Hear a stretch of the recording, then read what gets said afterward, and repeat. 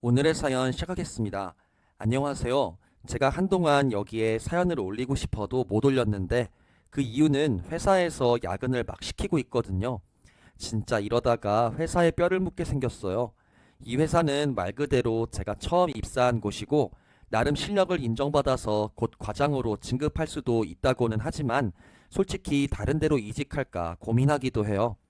친구들한테는 처음 취직했을 때 회사에 뼈를 묻고 싶어 라고 말했는데 그 말이 씨가 될 줄 누가 알았겠나요? 어쨌든 제가 하는 일이 뭐냐면 의류 디자이너예요. 요즘은 옷 조사를 하고 있는데 너무 바쁘네요.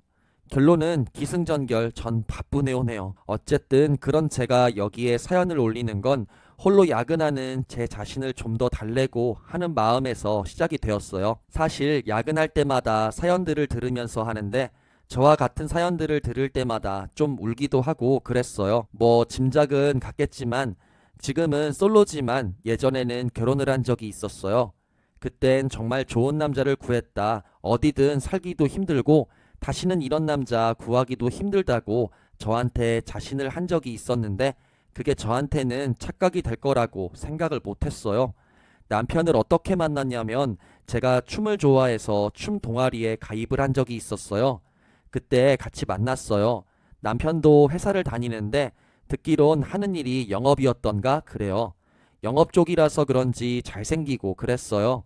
이런 말하면 난데없이 왜 잘생겼냐는 말을 하냐고 할 텐데 제가 회사 생활을 하면서 아니 대학을 다닐 때도 들었는데 영업을 뛰려면 말도 잘해야 하고 주변 사람들하고 잘 어울려야 하고 그 요즘 애들 말로는 인싸기질이 넘쳐 흘러야 한다고 하고요.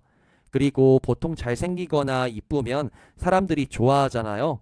뭐 꼭 외모가 다가 아니지만요. 근데 남편은 진짜 갖출 건 다 갖췄어요.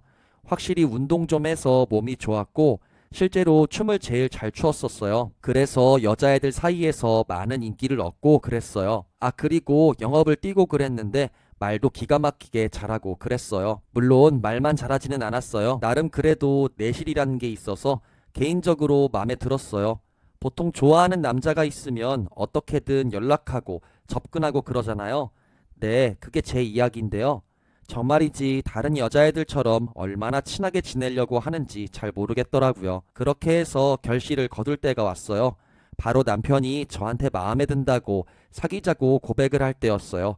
그때 느낌이 얼마나 좋았는지 표현을 하자면 여러분들이 좋아하는 가수나 연예인이 있잖아요. 그 사람이 자신한테 고백을 한다고 생각해 보세요.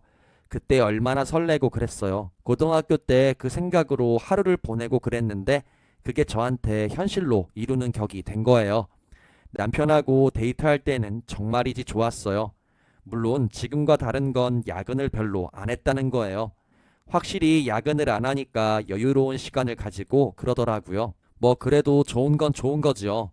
그렇게 남편하고 즐겁게 데이트를 하고 그랬어요. 아, 남편 이야기를 했는데 제 여동생 이야기를 할까 해요.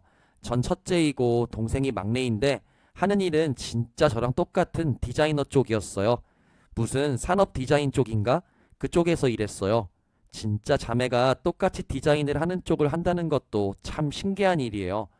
뭐 저도 나름 이쁘다는 소리를 듣곤 하지만 여동생은 제가 봐도 진짜 너무 예뻤어요.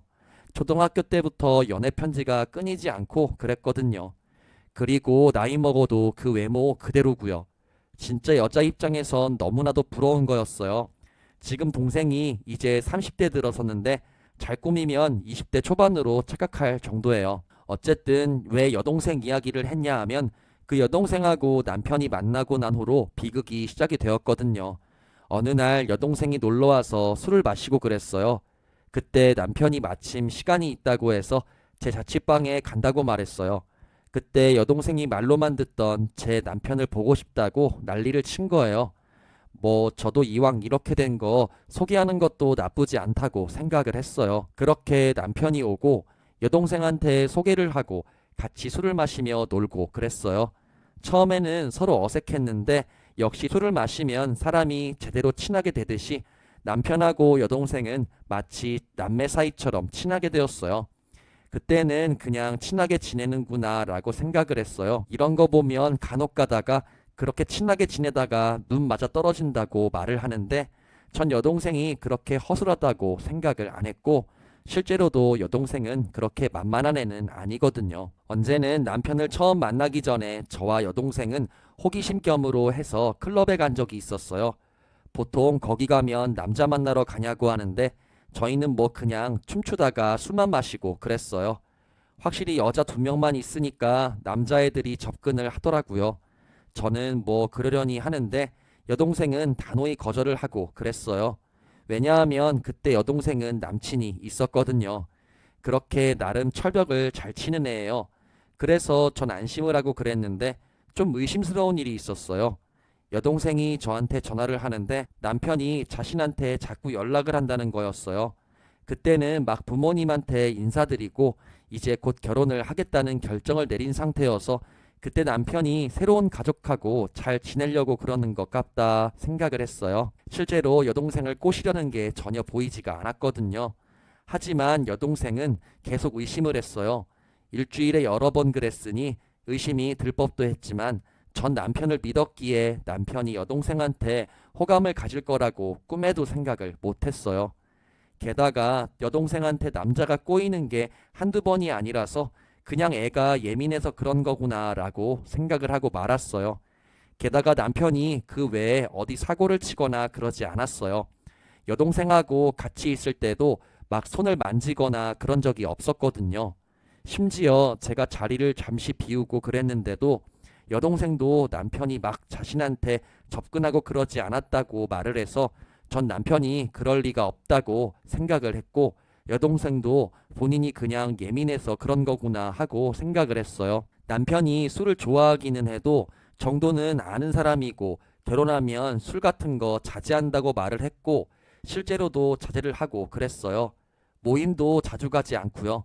영업팀이라서 주변에 사람이 많았는데 그걸 자제해서 저하고 보내는 시간을 많이 확보하고 그랬거든요. 진짜 남편이 그렇게 행동할 거라고 생각도 못 했는데 결국은 일이 터지고 말았어요. 뭐 결혼하기 전까지의 과정은 솔직히 말해서 별일이 없었어요. 흔한 결혼을 하는 커플들의 모습이고 결혼 후에도 저한테 자상하게 잘해주는 남편이었어요. 저는 결혼하기를 잘했다고 생각을 했어요. 그러던 어느 날 여동생이 또다시 저한테 항의를 하는 거예요. 남편이 은근슬쩍 만진다고 말이에요. 저는 그럴 리가 없다며 정말이냐 물어서 확인을 하니까 남편한테 따졌어요. 그랬더니 남편이 그냥 스친 거라고 말하면서 혹시나 미안하다면 사과를 한다고 말했어요. 일단은 그렇게 어느 정도 일단락이 되었는데 그 뒤로 왜인지 자꾸 여동생한테 연락을 하고 그러더라고요. 그때마다 여동생이 남편이 요즘 이상하다고 말을 하더라고요. 뭐 고백하거나 그런 게 없는데 뉘앙스가 점점 드러내고 있다고 말을 하더라고요. 물론 저도 혹시나 해서 남편한테 그러지 말라고 여러 번 주의를 주고 그랬어요. 그래서 한동안 그런 일이 없어졌는데 일이 터지고 말았어요. 결국에는요. 뭐냐면 여동생이 잠시 출장 갈 일이 있다고 해서 멀리 지방으로 내려갔는데 공교롭게도 남편도 출장을 간다고 하더라고요. 처음에는 여동생 때문이냐고 단번에 말했어요. 솔직히 이렇게 맞추는 게 우연일 리가 있나요? 우연이면 복권을 당첨되는 게 더 확률이 높을 텐데 말이 안 되잖아요. 그랬더니 남편이 그게 아니라며 요번에 영업팀에서 중요한 일이 있다고 하면서 자기가 내려가게 되었다고 하더라고요. 그래서 제가 동료한테도 확인을 한다고 하니까 맞다고 하더라고요. 그래서 그냥 의심을 안 하고 알았다고 하면서 넘어갔는데 일주일이 지났나? 그때 저는 집에서 쉬고 있는데 여동생이 다급하게 전화를 한 거예요. 내용인즉 남편이 출장을 가면서 여동생한테 연락을 한 거예요. 막 계속 만나자고 그런 거예요. 여동생은 그래도 가족이니 그러려니 넘어가려고 해도 자꾸 이러니까 바쁘다고 하면서 넘어가려고 했는데 기어코 여동생이 머무는 방까지 찾아서 왔다고 하더라고요. 그때 여동생이 너무 무서웠다고 말했어요. 한동안 계속 그러니까 경찰에 신고한다고 협박을 해서 조용히 물러갔지만 이후로 여동생은 정신 스트레스로 밖으로 나가지 못하고 있다고 하더라고요. 그리고 저한테 카톡 내용들을 보여주는데 남편이 아주 미쳤나 봐요. 사귀자고 하는 말까지 보인 저는 남편이 머문다는 곳으로 찾아갔고 남편한테 다짜고짜 뺨을 때렸어요. 남편이 왜 그러냐고 하길래 제가 카톡 내용들을 보여주니까 당황해 하더라고요. 한동안 들쑤시고 그래서 목소리가 안 나오는 수준이 되었어요. 그래도 혹시나 여동생이 시샘해서 그런 건가 해서 확인을 했는데 그런 게 아니었어요. 진짜 여동생은 정신 스트레스로 몸져 누웠고 나중에 이혼 절차를 밟을 때 여러 번 확인을 해서 여동생의 말이 맞다는 걸 확인을 했어요. 물론 그걸로 이혼을 한다는 건 아니고 그 뒤로 더 큰 일을 저질렀거든요. 그때가 집안 행사로 모두가 모여 있었고 여동생은 출장 일로 인해 남편을 피해 다니고 있었고 저는 여동생을 데리고 남편을 멀리하고 그랬어요. 그래도 나름 안전하겠지 싶었는데 저와 여동생만 들어가는 방에 뭔가 소리가 들리더라고요. 분명 문을 잠갔는데 여동생 잠꼬대인가 싶었는데 남편이 여동생한테 몹쓸 짓을 하는 거예요. 저는 소리를 질렀고 부모님이 그 소리에 달려갔고 거기서 남편의 추악한 짓들을 발견하게 되었어요. 그 뒤로 남편은 하마터면 무덤으로 갈 뻔했어요. 아버지, 어머니한테 두들겨 맞고 저는 베개로 남편을 때리고 여동생은 구석에서 울고 있고 한밤중에 뭔 난리통인지 그날 남편은 쫓겨나고 전 여동생을 다독였어요. 아버지는 화가 나며 시댁에 전화를 하고 난리도 아니었어요. 그 뒤로 시댁하고 여러 번 갈등이 있었지만 결국은 이혼 합의를 하기로 결정을 하게 되었어요. 여기까지 보면 나름 평화롭게 끝났다고 생각을 하지만 제가 친구들한테 이 일을 알려주었더니 소문이 삽시간에 퍼지게 되었어요. 남편 친구들도 동료들도 알게 되면서 남편은 저하고 이혼을 한 이유로 영업팀에서 왕따를 당했고 인맥들이 손절을 하니까 업무에 지장이 생기면서 실적이 안 생기고 얼마 전에 그만두었다고 들었어요.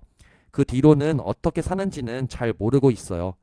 그렇게 남편이 당하는 걸 들으니 꼴 좋다는 생각을 했어요. 진짜 여동생한테 왜 찝적대는지. 그래도 여동생이 이걸 극복해서 지금은 활기차게 살고 있어요. 전 활기가 죽어가고 있지만요. 야근을 맨날 하고 그러지만 지금 생각하면 남편이 왜 그랬는지 모르겠어요. 뭐 결과가 이 모양 이 꼴이니 그냥 넘어가고 말 거예요. 제 사연을 듣고 어떠셨는지 궁금한데 재미있게 잘 들어주었으면 좋겠네요. 전 여기서 마치도록 하고 오늘도 활기찬 야근을 보내도록 할게요. 그럼 다들 안녕히 계세요.